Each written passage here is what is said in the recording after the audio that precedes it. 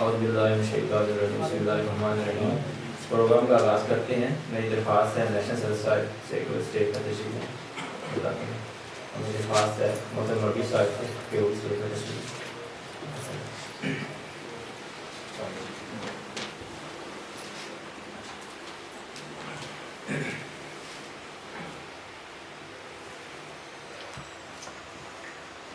رابطے قرآن کریم کے لیے میری درخواست ہے محترم محمد امتیاز خالد صاحب سے وہ تشریف لائیں۔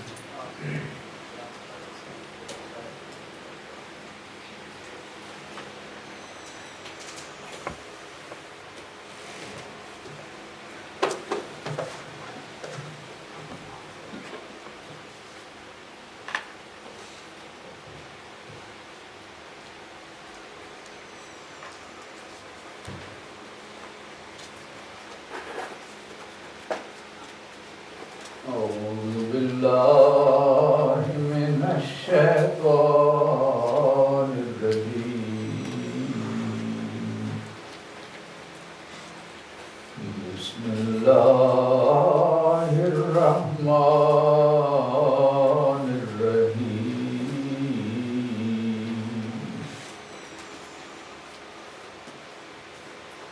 قد أفلح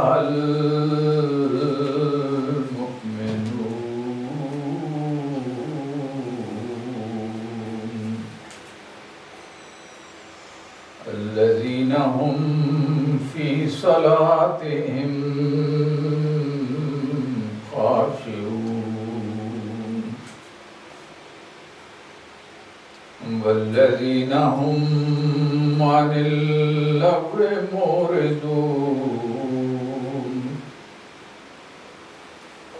والذين هم للزكاة فاعلون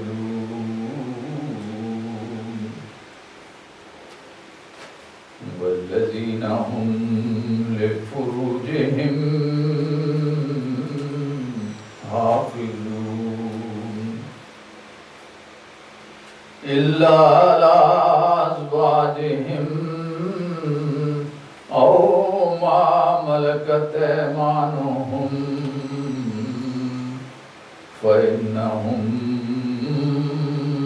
غير ملومين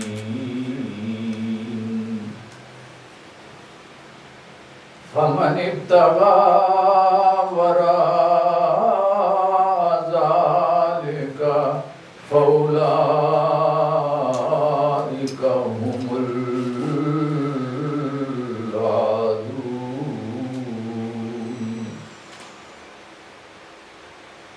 والذين هم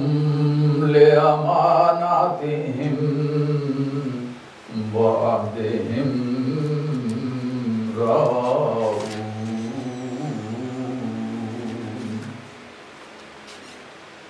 والذين هم على صلواتهم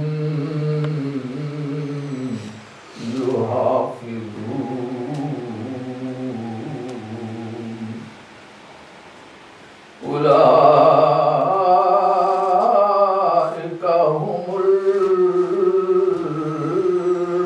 الوارثون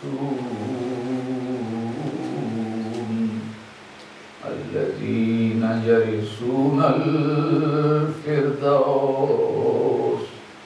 هم فيها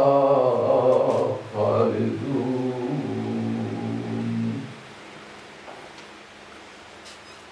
یہ سورہ مومنون کی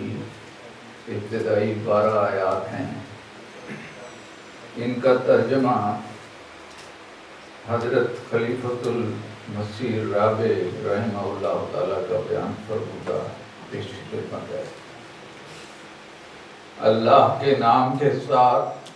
جو بے انتہا رحم کرنے والا، بن مانگے دینے والا اور بار بار رحم کرنے والا ہے۔ یقیناً مومن کامیاب ہو گئے وہ جو اپنی نماز میں عاجزی کرنے والے ہیں اور وہ جو لغو سے اعراض کرنے والے ہیں اور وہ جو زکوٰۃ کا حق ادا کرنے والے ہیں اپنی شرمگاہوں کی حفاظت کرنے والے ہیں مگر اپنی بیویوں سے نہیں یا ان سے بھی نہیں جن کی ان کے دانے ہاتھ مالک ہوئے، پس یقیناً وہ ملامت نہیں کیے جائیں گے۔ پس جو اس سے ہٹ کر کچھ چاہے تو یہی لوگ ہیں جو حد سے تجاوز کرنے والے ہیں،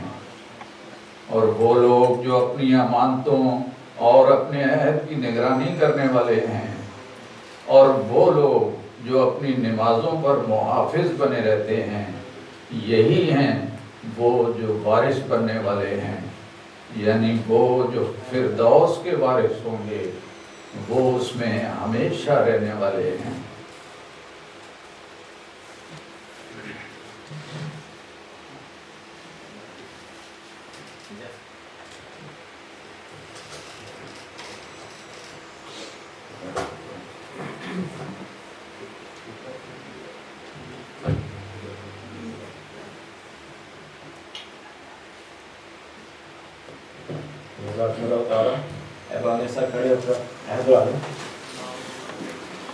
أشهد أن لا إله إلا الله وحده لا شريك له وأشهد أن محمدا عبده ورسوله أشهد أن لا إله إلا الله وحده لا شريك له وأشهد أن محمدا عبده ورسوله أشهد أن لا إله إلا الله وحده لا شريك له وأشهد أن محمدا عبده ورسوله میں اقرار کرتا ہوں کہ اسلام احمدیت کی مضبوطی اور اشاعت اور نظامی خلافت کی حفاظت کے لیے انشاءاللہ آخر دم تک جدوجہد کرتا رہوں گا، اور اس کے لیے بڑی قربانی پیش کرنے کے لیے ہمیشہ تیار رہوں گا۔ نیز میں اپنی اولاد کو بھی ہمیشہ خلافت سے وابستہ رہنے کی تلقین کرتا رہوں گا۔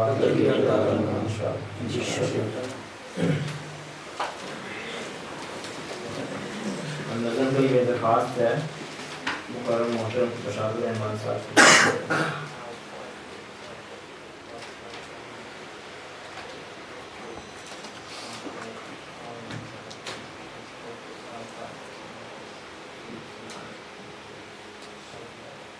السلام علیکم پاکیزہ منظوم کلام حضرت مسیح موعود علیہ السلام۔ اسلام سے نہ بھاگو، اسلام سے نہ بھاگو، راہ خدا یہی ہے۔ اے سونے والو جاگو، اے سونے والو جاگو، شمس الضحیٰ یہی ہے۔ مجھ کو قسم خدا کی جس نے ہمیں بنایا، مجھ کو قسم خدا کی جس نے ہمیں بنایا، اب آسمان کے نیچے، اب آسمان کے نیچے دین خدا یہی ہے۔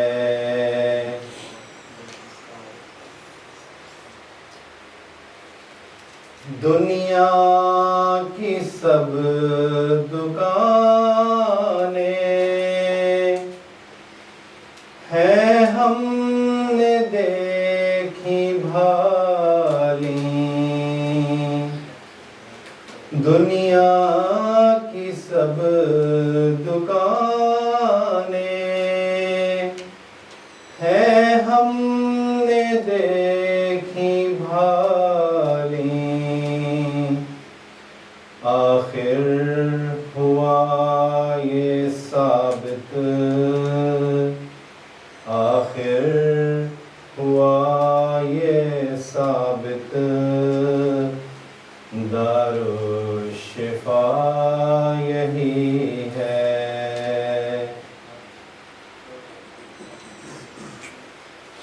سب خشک ہو گئے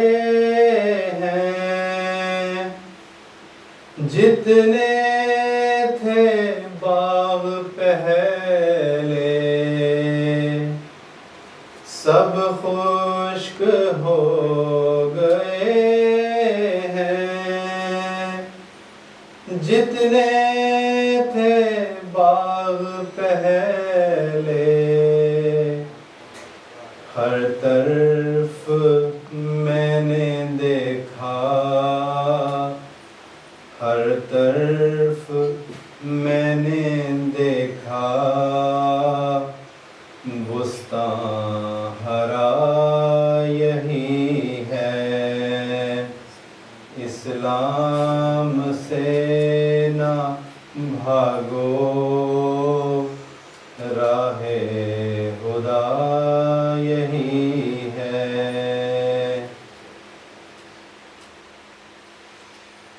دنیا میں اس کا ثانی کوئی نہیں ہے شربت دنیا میں اس کا ثانی کوئی نہیں ہے شربت پی لو تم اس کو یارو پی لو تم اس کو یارو آب بقا یہی ہے اسلام سے نہ بھاگو راہ خدا یہی ہے 100 نشان دکھا کر لاتا ہے وہ بلا کر 100 نشان دکھا کر لاتا ہے وہ بلا کر مجھ کو جو اس نے بھیجا مجھ کو جو اس نے بھیجا بس دعا یہی ہے اسلام سے نہ بھاگو راہ خدا یہی ہے اے سونے والو جاگو شمس ضحیٰ یہی ہے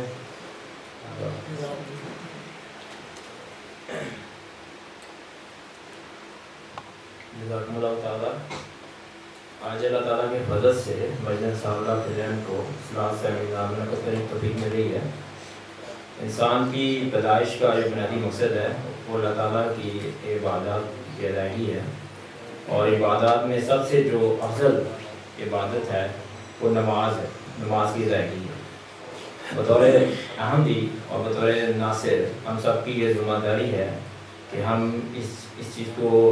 سمجھیں کس طرح سے اس کے نماز کے پہلوؤں کے بارے میں علم حاصل کرنا ہم سب کی یہ ذمہ داری ہے کہ کس طرح سے ہم خدا تعالیٰ کی قربت حاصل کر سکتے ہیں، کس طرح سے ہم حضور نماز ادا کر سکتے ہیں، کس طرح سے حضور نماز جو ہے ہمیں حاصل ہو سکتی ہے۔ اور کیونکہ جس معاشرے میں ہم رہ رہے ہیں اس میں نماز کی بہت اہمیت ہے، تو اس معاشرے میں فنلینڈ میں خاص طور پہ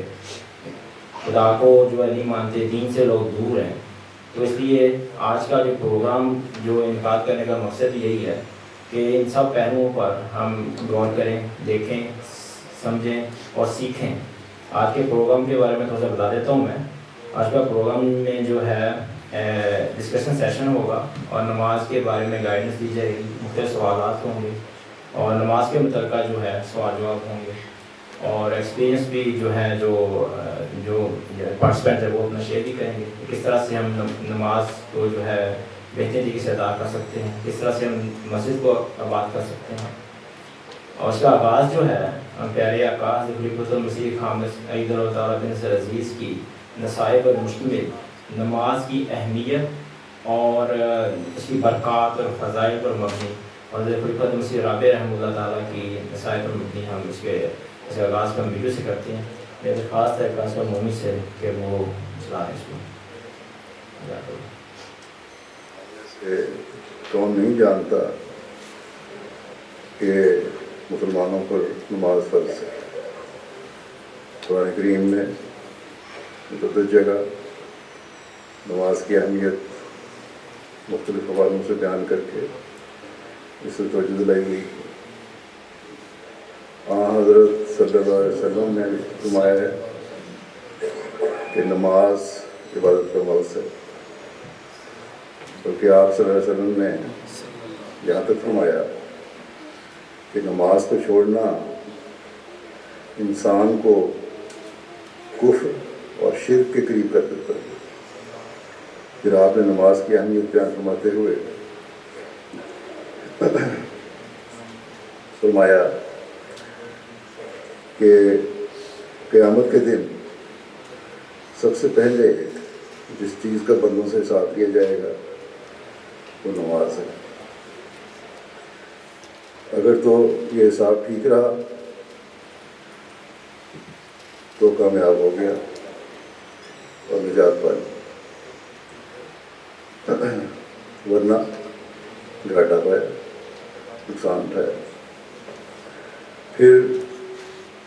بچوں کو بھی نماز کا پابند بنانے کے لیے حضرت صلی اللہ علیہ وسلم نے ارشاد فرمایا اور فرمایا کہ 7 سال کی عمر کو پہنچنے پر بچے کو نماز کی تلقین کرو، اور 10 سال کی عمر میں اس کو نماز کا پابند کرنے کے لیے کچھ سختی بھی کرنی پڑے تو کرو۔ اگر ماں باپ ہی نمازوں کو پابند نہ ہوں گے تو بچوں کو کس طرح کہہ سکتے ہیں؟ یا اگر بچے اپنے اجلاسوں کے مختلف ذریعوں سے یہ حدیث سن لیں، حضرت صلی اللہ علیہ وسلم کا ارشاد سن لیں، لیکن گھر میں وہ اپنے باپوں کو نمازوں کو پابند نہ دیکھیں، ان کو کیا اثر ہوگا؟ یقیناً ایسے باپوں کے بچے یہ خیال کریں گے کہ اس حکم کی کوئی اہمیت نہیں ہے، بلکہ حکم کی اہمیت کو نظر انداز کر کے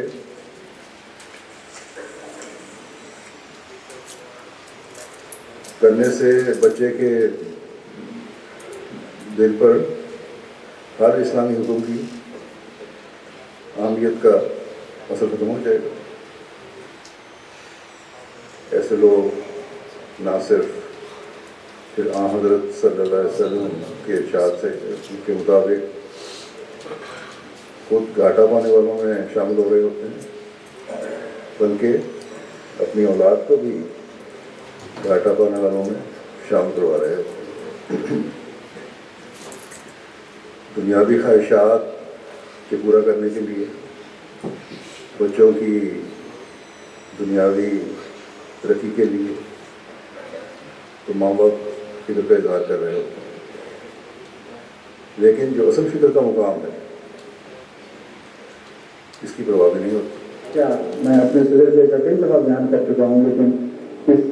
موقع پر ایسا اتفاق ہوتا ہے کہ پھر بھی بیان کرنے میں حرج نہیں، کیونکہ ذکر کا معنی یہ بھی ہے کہ بعض اچھی باتوں کو بار بار بیان کرو، وہ کسی نہ کسی کو پسند دکھا جاتی ہے۔ میں جب وقت جدید یا اسلام کے سلسلے میں دورے کیا کرتا تھا، یہ نصیحت کیا کرتا تھا کہ اگر آپ کسی کو نماز کی تلقین کرتے ہیں تو کرتے چلے جائیں، یہ نہ سمجھیں کہ وہ ضائع جائے گا، اور ضرور فائدہ ہوگا۔ یہ بات میں کہا کرتا تھا اور اکثر لوگوں نے یا کچھ نے ضرور اس سے فائدہ اٹھایا ہوگا۔ میرے ایک موقع پر مجھے یاد ہے کہ جب میں نے یہ کہی تو مجھے بعد میں مجلس کے بعد ایک صاحب ملے، انہوں نے کہا میں اس بات کا گواہ ہوں کہ آپ کی بات سچی ہے۔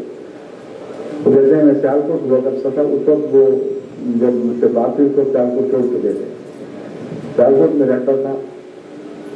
اور میں ایک شخص کو باقاعدہ نماز کے لیے جگاتا تھا، مسجد کے قریب اس کا گھر تھا، وہ آتا نہیں تھا، اور ہر روز میں جا کر اس کو جگاتا تھا، یہاں تک کہ ایک دن وہ گھبرا کر باہر، پہلے تو کہا کرتا تھا شکریہ شکریہ میں آ رہا ہوں، پھر سختی شروع ہو گئی، کیسے بس کرو ٹھیک ہے سن لیا اب اور نہ تنگ کرو۔ کئی دفعہ وہ بڑے غصے سے باہر نکلا کہ خبردار ہے جو اب میرا دروازہ شک ہوتا ہے۔ تو میں سمجھا کہ وہ بات غلط نہیں نکلی نا، آپ تو کہتے ہیں نصیحت کرو ضرور فائدہ دے گی، میں کچھ بھی نہیں کروں گا کہ تکلیف نہیں بات کیا۔ کئی دفعہ سردیوں کی سخت ٹھنڈی رات، بارش ہو رہی تھی، میں مسجد میں بمشکل پہنچا، کوئی نمازی اور نہیں، ایک شخص بھیگا ہوا کمبل میں لپٹا ہوا بیٹھا تھا۔ میں نے کہا آؤ وہ ہم ہی نماز پڑھتے ہیں، اسے جب تیرا اٹھایا تو وہی شخص تھا۔ تو حیران رہے کہ بھیا تم آج کے دن، اس نے کہا بات یہ ہے کہ جب تک تم دوبارہ کٹکھٹاتے رہے میں بدتمیزی کرتا رہا، مگر جب وہ آواز آگے بند ہو گئی تو میرے دل پہ ایسی دستکتیں ہوئی اور اسلام میں شرمندہ ہو،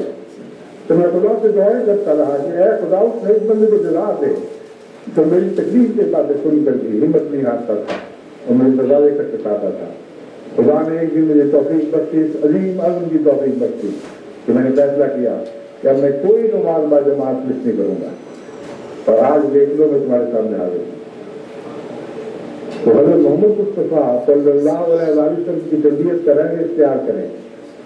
آپ کی اولاد چاہتی ہے ساری دنیا آپ ہی کی اولاد بن جائے، کوئی دنیا کی طاقت نہیں ہے کہ اس نصیحت کی راہ میں سنگ بن سکے، روک بن سکے، کہ تو سب روگوں کو پھیلانے والی طاقت ہے کہ محمد رسول اللہ صلی اللہ علیہ وسلم کی نصیحت میں شامل ہے اور خدا کی عطا کرتا ہے، اور صبر کے ساتھ، پیار کے ساتھ، محبت کے ساتھ، رحم کے ساتھ ایسی نصیحتیں اپنی اولاد کو کریں کہ اسی طرح میں یہاں ایسے لوگوں کی درستی کرنا چاہتا ہوں کہ ہمیں یہ کہتے ہیں کہ ہمیں نہ ہم نمازوں کو متعلق کہو نہ پوچھو، کیونکہ یہ ہمارا اور خدا کا معاملہ ہے۔ کئی عورتوں کی شکایت آتی ہے کہ اگر ہم اپنے خاندوں کو توجہ دلائے ہیں تو وہ لڑنا شروع ہو جاتا ہے۔ ایسے لوگوں کو میں کہتا ہوں کہ یہ بے شک بندے اور خدا کا معاملہ ہے، لیکن توجہ دلانا اور پوچھنا نظام جماعت کا کام ہے۔ اسی طرح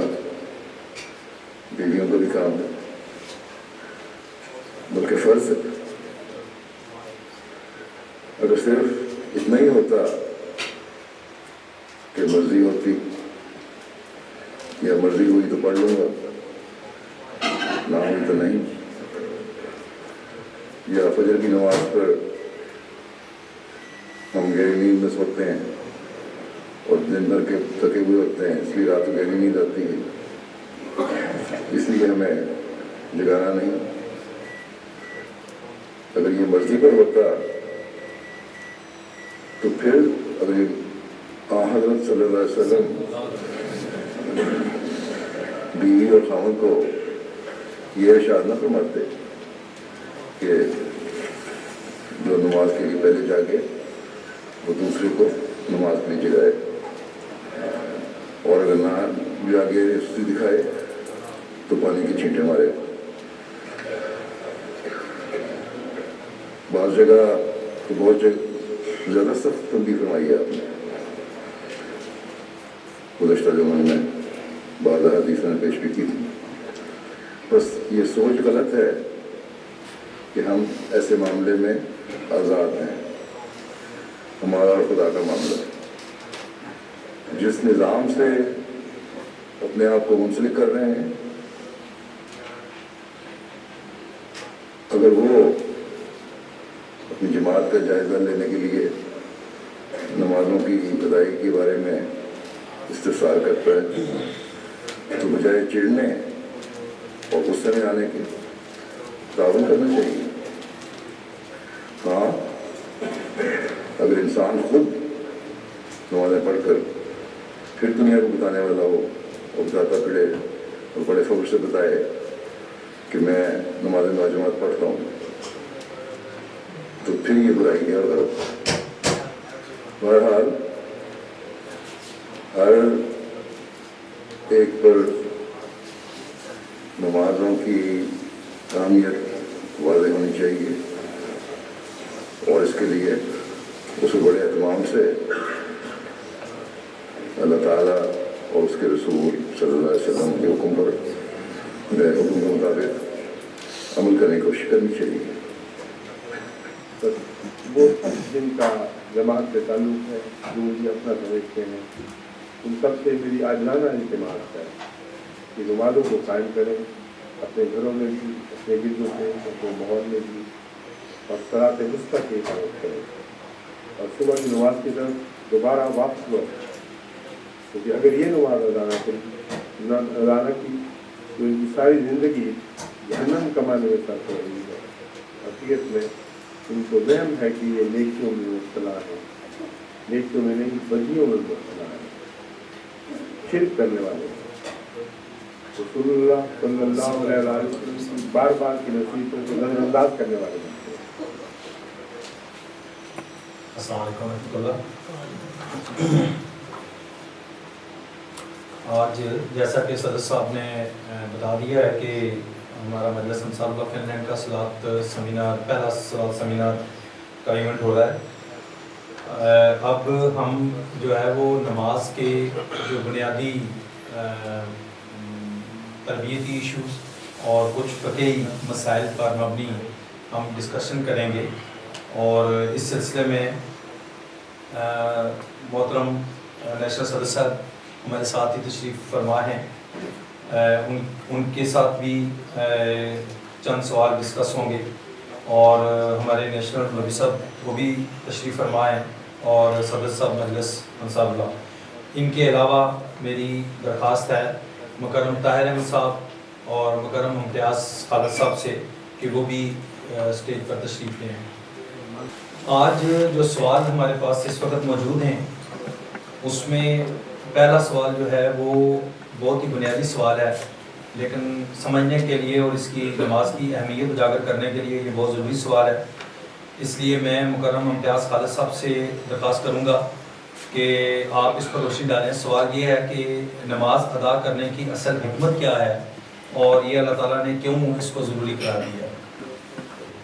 بسم اللہ الرحمن الرحیم۔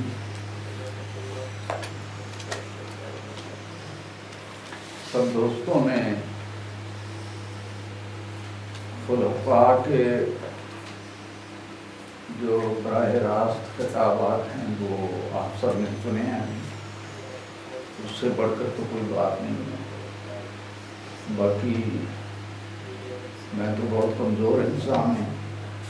اور جہاں تک میرے بس میں ہے میں اس بارے میں جو اہمیت ہے میرے ذہن میں وہ میں بیان کر دیتا ہوں۔ اللہ تعالیٰ نے سمجھنے کی توفیق دے، اور جو کمزوریاں ہیں ان کو اللہ تعالیٰ دور کرے۔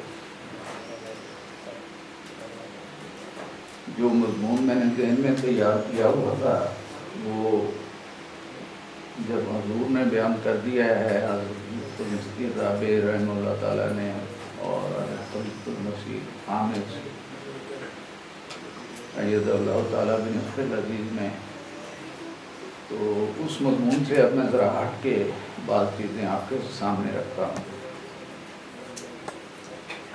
نماز میں جب بعض اوقات ہم شامل ہوتے ہیں تو کئی دفعہ ہم لیٹ ہو جاتے ہیں۔ بعض اوقات امام جب تکبیر کہہ دیتا ہے نماز شروع کر دیتا ہے، اس کے بعد ہم شامل ہو رہے ہوتے ہیں۔ پھر بعض ہم میں سے اس وقت شامل ہوتے ہیں، کبھی کبھار ایسا ہوتا ہے کہ ثنا گزر جاتی ہے، سبحانک اللہم و بحمدک، اس کے بعد بعض اوقات سورۃ فاتحہ بھی چلی جاتی ہے اور امام رکوع میں چلا جاتا ہے، تو اس وقت تو یہی ہے کہ پھر وہ رکعت ہی دوبارہ آپ کو بعد میں پڑھنی پڑتی ہے کیونکہ امام رکوع میں چلا گیا۔ لیکن ایک مقصد جو اس بات کو بیان کرنے سے وہ یہ ہے کہ حدیث میں آتا ہے کہ جب اس طرح آپ لیٹ نماز میں شامل ہوں کہ سورۃ فاتحہ بھی آپ کی چلی گئی، تو الفاظ یہ آتے ہیں حدیث کے کأنما بُتِرَ مَالُهُ وَأَهْلُهُ، کہ جو بندہ اتنا لیٹ ہو گیا نماز میں شامل ہونے کے لیے کہ اس کی سورۃ فاتحہ ثنا بھی چلی گئی، سورۃ فاتحہ بھی چلی گئی، امام رکوع میں چلا گیا، تو وہ سمجھ لیں کہ گویا اس کا گھر بار لٹ گیا، اس کے بیوی بچے لٹ گئے، اس کا مال لٹ گیا، کچھ بھی باقی نہیں بچا۔ جیسے عام طور پہ اس کی مثال لے لیں دنیاوی طور پہ، کسی گھر میں اگر کوئی ڈاکہ پڑتا ہے، ڈاکو آتے ہیں، اس کے بیوی بچوں کو اغوا کر کے لے جاتے ہیں، سارا سامان گھر کا لوٹ کے لے جاتے ہیں، اس قدر وہ غمگین ہوگا، کتنی تکلیف میں ہوگا۔ اس کو سمجھنے کے لیے یہ مثال ہے کہ اگر ہم نماز میں اس طرح لیٹ ہوتے ہیں کہ سورۃ فاتحہ بھی چلی گئی، تو گویا رسول پاک صلی اللہ علیہ وسلم فرما رہے ہیں کہ آپ کا گویا گھر بار لٹ گیا، بہت بڑا نقصان ہو گیا۔ تو یہ نماز کی ایک اہمیت ہے، اور کس طرح اس کو سنوار کر شروع سے اس میں آ کے شامل ہونا چاہیے اور پڑھنا چاہیے۔ باقی جو نماز کا مقصد ہے، اس کی حکمت ہے، ہم کیوں پڑھتے ہیں، کیوں ہمیں پڑھنی چاہیے، اس کا کیا ثواب ہے، ہماری زندگی کا کیا مقصد ہے، دنیا میں آنے کا کیا مقصد ہے، وہ تو بے شمار حکمتیں ہیں جو ابھی آپ نے حضور کی زبانی بھی سنی ہیں یا آپ نے پڑھی ہوں گی، حدیثیں آپ نے پڑھی ہوں گی۔ تو یہ بات میں نے اس لیے بنیادی طور پہ آپ سب کے سامنے بیان کی ہے تاکہ پتہ چلے کہ یہ کتنی بڑی نعمت ہے، کتنی بڑی دولت ہے۔ یہ دولت اگر ہم سے چلی جاتی ہے، پوری نماز ہی ہم نہیں پڑھتے ہیں یا کئی کے دن سستیاں کر جاتے ہیں اور نمازوں سے دور رہتے ہیں، غافل رہتے ہیں، اس کو اہمیت نہیں دیتے، تو وہ کتنا بڑا نقصان ہے۔ کیا وہ پورا کر سکتے ہیں؟ نہیں کر سکتے۔ تو سوائے اس کے کہ ہر وقت انسان اللہ تعالیٰ کے آگے استغفار کرتا رہے، جھکا رہے، اپنے گناہوں کی معافی مانگتا رہے، اور کوئی اس کے علاوہ کوئی چارہ نہیں ہے۔ اور جس قدر توجہ ہو سکے، جب بھی انسان کو جو کہا گیا ہے نا کہ کام کے دوران کو نماز، اس کو نہیں چھوڑنا، تو توجہ ہر وقت اس کی طرف رہنی چاہیے۔ پھر ایک اور دوسری بات نماز کے بارے میں، ایک حدیث میں آتا ہے الصلاۃ عماد الدین، کہ نماز دین کا ستون ہے۔ عام طور پہ ہم نے دیکھا ہے نا کہ کوئی بھی عمارت ہے، یہ عمارت ہے جس کے اندر آپ بیٹھے ہوئے ہیں، اس کے 4 ستون ہیں، 4 دیواریں، تو 4 ستونوں کے بغیر کم ہی کوئی عمارت ہوتی ہے۔ آج کل جدید دور ہے، ایسے نقشے بن جاتے ہیں کہ بعض اوقات ایک ہی ستون ہوتا ہے اور پھر آگے پھیلایا ہوا ہوتا ہے، لیکن وہ بھی چاروں طرف اس کو سپورٹ یا سہارے ہوتے ہیں تب وہ بلڈنگ قائم ہوتی ہے۔ آپ نے کبھی یہ لائبریری دیکھی ہوگی جو ریلوے اسٹیشن کے سامنے ہے، بنیادی طور پہ اس کا ایک ہی ستون ہے، پھر آگے اس کے پر پھیلائے ہوئے ہیں۔ اس طرح کی بھی بلڈنگ ہے لیکن سپورٹ چاہنا تھا۔ تو کوئی بھی بلڈنگ آپ لے لیں، عام طور پہ جو سادہ بلڈنگ ہے ان میں 4 ستون ہوتے ہیں۔ دین کے لیے ارکان اسلام ہیں، ارکان دین ہیں، کلمہ، نماز، روزہ، حج، زکات، لیکن کسی اور رکن کو سب کی اپنی اپنی اہمیت ہے۔ تو اس کو صرف نماز کو کہا گیا ہے کہ یہ دین کا ستون ہے، اس کو اگر قائم رکھو گے زکات بھی قائم رہے گی، حج بھی قائم رہے گا، باقی ساری چیزیں ان کا بھی ثواب ملتا رہے گا، نیکیاں بھی کرتے رہو گے، برائیوں سے بھی بچتے رہو گے، جو برکتیں ہیں دعائیں بھی اللہ تعالیٰ تمہاری سنتا رہے گا۔ تو یہ اگر ضائع ہو گیا دین کا ستون تم سے، اس کے اوپر دین کی ساری بلڈنگ کھڑی ہے، ساری عمارت اسی کے اوپر کھڑی ہے، تو یہ اگر چلی گئی تو سمجھ لو کہ کچھ بھی باقی نہ بچا۔ اس لیے اگر یہ کہا گیا ہے کہ دین کا ستون اگر کوئی ہے دین کے اندر تو وہ نماز بھی ہے، تو ہر حال میں ہمیں اس طرف اتنی توجہ دینی چاہیے کہ جو بھی غلطیاں سستیاں ہم سے ہوئی ہیں اللہ تعالیٰ ان کو معاف کرے، اور اللہ تعالیٰ ہماری پردہ پوشی کرے اور ہمیں نمازوں کی طرف توجہ کرنے کی توفیق دے، تاکہ ہمارے بچے جو آئندہ جماعت کے ستون بننے والے ہیں، جماعت کے لیے خدمت کرنے والے ہیں، وہ بھی ہمارے نمونے پہ چلیں۔ پھر ایک سورہ نور جو ہے اس میں میں بیان کر دیتا ہوں، ایک مضمون ہے، اس میں بڑا واضح طور پر کہا گیا ہے کہ ایسے گھر جن میں اللہ تعالیٰ کا ذکر بلند ہوتا ہے، صبح و شام اس کی تسبیح ہوتی رہتی ہے، تو نماز سے بڑھ کے تو کوئی دعا نہیں ہے۔ جب رسول اللہ صلی اللہ علیہ وسلم کی زندگی کو ہم دیکھتے ہیں تو جنگوں میں بھی بجائے اس کے کہ آپ بیٹھ جاتے ہاتھ اٹھا کے دعا کرتے رہتے، حدیثوں میں یہی ملتا ہے کہ آپ سجدے میں چلے گئے، لمبے لمبے سجدے آپ نے کیے، حتیٰ کہ یہ شک گزرا کہ آپ کی روح نہ پرواز کر لی۔ حضرت ابو بکر صدیق رضی اللہ تعالیٰ عنہ گھبرا گئے، بہت پریشان ہوئے، جب سر اٹھایا تو فرمایا ہم تو پریشان ہو گئے تھے، اتنا لمبا سجدہ ہے۔ تو اس سجدے میں دعا کر رہے تھے، جنگ آزاد تھی اس کے متعلق، جنگ بدر میں بھی واقع آتا ہے، اس کے متعلق بھی بعض یہ روایات میں مشہور ہوتی ہیں۔ تو اللہ تعالیٰ نے آپ کو خوشخبری دے دی کہ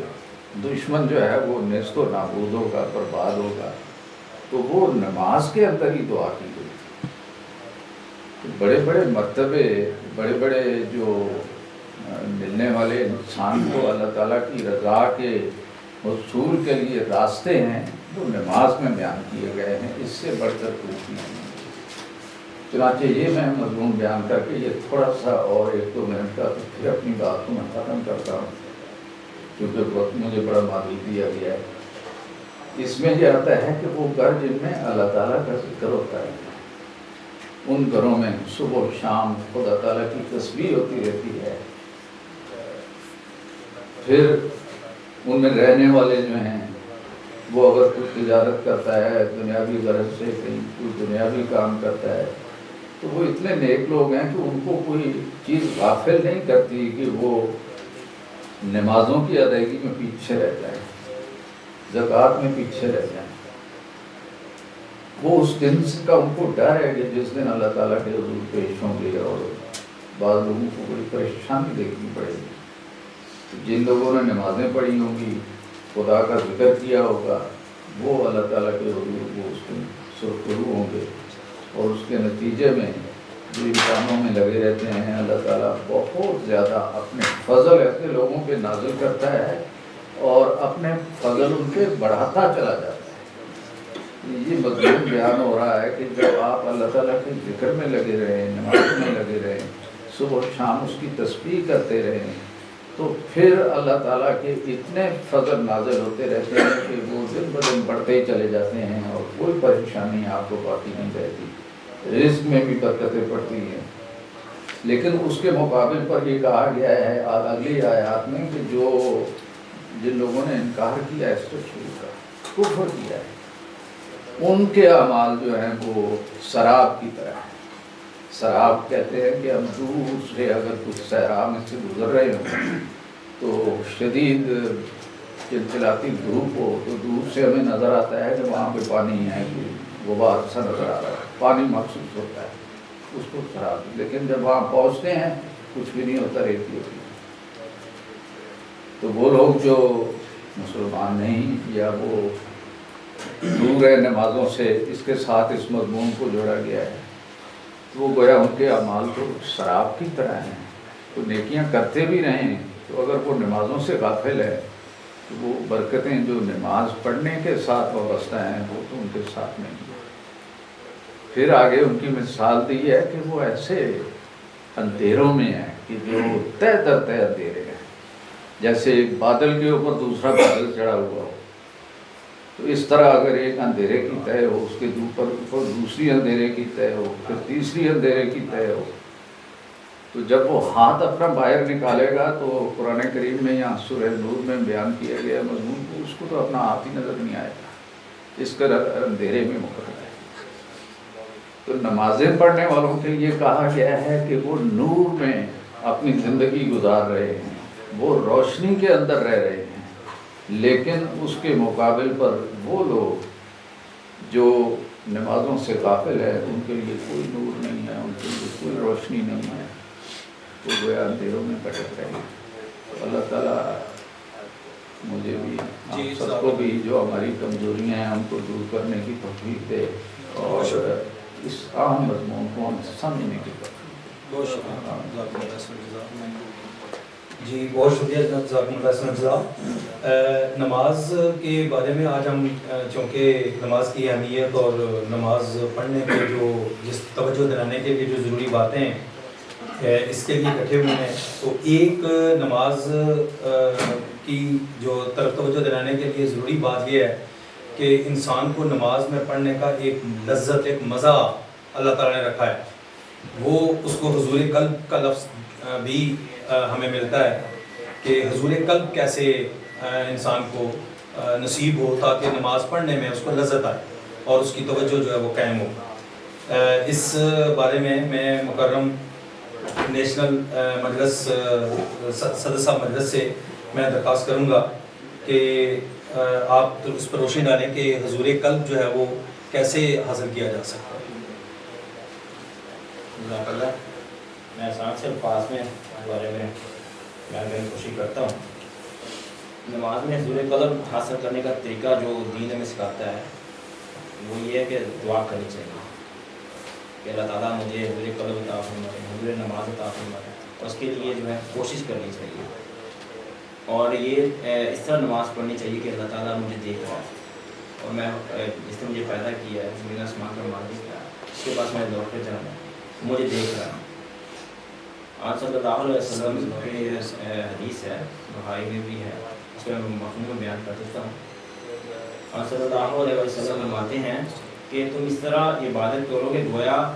تم خدا کو دیکھ رہے ہو۔ اگر یہ کیفیت نہیں ہے تو یہ خیال کرو کہ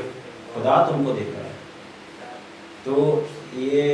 ساتھ صلی اللہ علیہ وسلم کے صحابہ کرام رضوان اللہ علیہم تھے، وہ اس طرح سوال کر، اس طرح توجہ کے ساتھ نماز ادا کرتے تھے کہ حضرت مسیح موعود علیہ السلام فرماتے ہیں کہ ان کی محبیت کا یہ عالم تھا کہ جب وہ نماز پڑھنے کے بعد جب السلام علیکم رحمۃ اللہ کہتے تھے تو کافی دیر تک اپنے ساتھی صحابہ کو پہچان نہیں سکتے تھے، یعنی کہ ایک انسان ایک جہان سے دوسرے جہان میں آ گیا ہوا۔ تو یہ اس طرح جو ایک ویسے فطری بھی بات ہے، جب انسان کوئی یہ دیکھے کہ مجھے وہ دیکھ رہا ہے، مثال طور میں ہم آسان خواہش بتاتا ہوں، آفس میں یا لیبر جہاں کام کرتی ہے وہاں کیمرے لگے ہوتے ہیں، اور جو باس ہوتا ہے اس کے کمرے میں ٹی وی لگا ہوتا ہے، لائٹ سی ٹی وی لگا ہوتا ہے۔ اگر ملازمت کو پتہ ہو، ملازم کو پتہ ہو کہ میرا باس دیکھ رہا ہے، وہ بڑا سوارے کام کرتے ہیں اور بڑا طریقے سے کام کرتے ہیں تاکہ وہ اچھے طریقے سے مطلب کہ وہ اپریشیٹ کرے اور اچھے طریقے کام کا چلتا ہے۔ یہاں پہ فن لینڈ میں بیرکونومی کا جو کالجز ہوتی ہے وہ 3 سال کی ہوتی ہے، 2.5 سال کی، اس میں جو ہے ڈرگ پریکٹس ہوتی ہے دکانوں پہ، اس کے جو اینڈ پہ جو سیمیسٹر ختم ہوتا ہے 3 دن کا، بہت کم لوگوں کو پتہ ہے اس چیز کا کہ 3 دن کا جو ہے وہ ٹیسٹ لیتے ہیں، یعنی کہ وہ جو بھی بندے نے کام کیا ہوتا ہے تو ٹیسٹ لیتے ہیں، تو وہ جو بندہ وہاں پہ اسٹوڈنٹ ہوتا ہے وہ یہ محسوس کرتا ہے کہ کیمرے لگے ہوئے، پالی کو لیتا ہے، پالی کو کہتے ہیں مینیجر کو یا وہی آیا جو اس کو جو ہے کام سکھاتی ہے وہاں پہ، وہ اس نے مارکس دینے ہوتے ہیں کہ یہ کام اچھے سے کر رہا ہے، یہ کیا کیا کیا ہے، ٹائم کیا ہے، اس میں کیسا اس کا رویہ ہے، سامان صحیح لگایا ہے۔ تو جو کام کرنے والا بندہ ہے اس کے ذہن میں یہ کفریت ہوتی ہے کہ مالک مجھے دیکھ رہا ہے، مینیجر دیکھ رہا ہے، تو جہاں وہ کسٹمر کو کسا پہ کھڑا ہے تو ٹیٹس کہتا ہے، ٹیٹس پالنگ کہتا ہے، کیونکہ وہ مجھے دیکھ رہا ہے، جج کر رہا ہے، مجھے اچھے پستے ملتے ہیں، ایسے جو ہے مارکس ملتے ہیں۔ یہ دنیاوی امتحان کی بات کر رہا ہوں، میرا ذاتی تجربہ بھی ہے کہ میں 2017 میں نے یہ کورس کیا ہوا ہے، میرے کو نومی جس انگلش میں کہتے ہیں بزنس ایڈمنسٹریشن کورس ہوتا ہے ڈپلوما۔ تو مجھے یاد ہے کہ اسی طرح کی جو ہے 3 دن جو ہے 6 مہینے پہلے بندہ کام کرتا ہے، اس ٹائم یہ چیز نہیں ہوتی، لیکن وہ 3 دن جو ہوتے ہیں نا وہ اسے پتہ ہے کہ میرے مارکس مل دیں گے، مجھے جو ہے وہ ایکسیلنٹ والے ملیں گے یا ہوا والے ملیں گے یا درمیانے والے ملیں گے، اچھا کام کروں گا جی اسی 3 دن پہ منحصر ہے۔ اسے بھی پتہ ہے کہ مینیجر دیکھ رہا ہے، آتا جاتا ہے، ہوا کرو کہہ رہا ہے کہ میں نوین کہہ رہا ہے، اس طرح چیزیں کہہ رہا ہے۔ تو یہ دو دن دوسرے دن میری بھی فکر محسوس ہوئی، فطری بات ہے، تو میں سودا لگا رہا تھا، اوپر سیڑھی میں چڑھا تو میرے ذہن میں آیا کہ یہ میں اچھی طرح لگاتا ہوں، شاید مینیجر جو ہے وہ دیکھ رہا ہو، تو میں اوپر کیمرہ لگا، میں کیمرے کو دیکھا ہے میں نے اوپر، تو ایک دم میرے دل میں خیال آیا کہ وہ کیمرہ جو اللہ تعالیٰ کا ہر وقت لگا ہوا ہے، کیا اس طرح میں نے نماز پڑھتا ہوں سوال میں پڑھتا ہوں، کیا اس طرح کیمرہ لگا ہوا ہے، کیا میں اس طرح جو دوسرے کام کرتا ہوں وہ میں سوال کرتا ہوں، تو اللہ تعالیٰ کیمرہ ہر وقت لگا ہوا ہے۔ تو مقصد میرا بات کرنے کا یہ ہے کہ جب انسان یہ دیکھے کہ اللہ تعالیٰ مجھے ہر وقت دیکھ رہا ہے، وہ بہت سے گناہوں سے بچے، اس کے تقویٰ کے معیار بڑھتے ہیں، اور وہ کہتا ہے کہ بس اللہ مجھے دیکھ رہا ہے، یہ دنیا تو آنے جانے چیز ہے، یہ والی جو کام بھی ختم ہو جائیں گے، مارکس بھی مل جائیں گے۔ تو نماز میں جو ہے ایک تو کوشش ضروری ہے، اللہ تعالیٰ سے دعا ضروری ہے، اور لگاتار مسلسل جو ہے دعا ضروری ہے۔ ساتھ مسیح موعود علیہ السلام اس بارے میں یہ فرماتے ہیں کہ حضور نماز کے بارے میں اس کا بے حضوری کا علاج بھی نماز ہی ہے، کہ نماز میں بے حضوری دل لگ رہا ہے، نماز پڑھتے جاؤ، کوشش کرتے جاؤ۔ تو کہتے ہیں نا اکرام کی آیت ہے وَالَّذِينَ وَجَاهِدُونَ فِينَا، یہ مفہوم یہ ہے کہ وہ لوگ جو اللہ تعالیٰ کی راہ پر چلنے کی کوشش کرتے ہیں، اللہ تعالیٰ خود میں اپنی راہیں دکھاتا ہے۔ ہم نے بہت یاد کی ہوتی ہیں آیات وغیرہ، اور نماز میں بھی ہم آیات پڑھتے ہیں، لیکن ہم کبھی غور نہیں کرتے کہ اللہ تعالیٰ جس نے ہمیں پیدا کیا ہے اس نے وعدہ کیا ہوا ہے کہ یہ کرو میں یہ دوں گا، ان اللہ مع الصابرین، صبر کرو میں تمہارے ساتھ ہوں۔ ہم اس پہ غور نہیں کبھی کیا کہ تفکر ہوں، فکر ہی کبھی نہیں کیا، تفکر کبھی نہیں کیا کہ اللہ تعالیٰ کبھی اپنے وعدے خلاف کرتا ہی نہیں ہے، ہمارا یہ ایمان ہے۔ تو ہم کیوں نہیں صبر کرتے،